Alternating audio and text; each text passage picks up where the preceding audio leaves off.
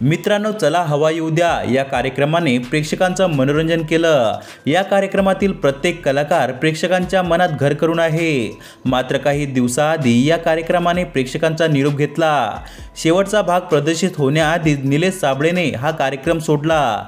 निलेश साबळेने हा कार्यक्रम का सोडला असावा याचा सर्वत्र चर्चा होती। मात्र आता निलेशने केलेल्या एका घोषणेमुळे या प्रश्नाचं उत्तर मिळालं आहे।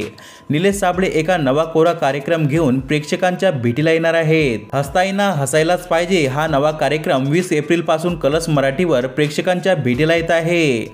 या कार्यक्रमात निलेश सोबत भाऊ कदम, ओंकार भोजने या कार्यक्रमात झळकणार आहे। हसताना हसायलाच पाहिजे या कार्यक्रमाचं लेखन, दिग्दर्शन व सूत्रसंचालन निलेश साबळे स्वतः सांभाळणार आहेत। तर भाऊ कदम, सुवर्णा श्याम, ओंकार भोजने, स्नेहल सिद्धम आणि इतर कलाकार या कार्यक्रमात आहे। भरत जाधव आणि अलका कुबल सेलिब्रिटी पाहुणे म्हणून दिसणार आहेत।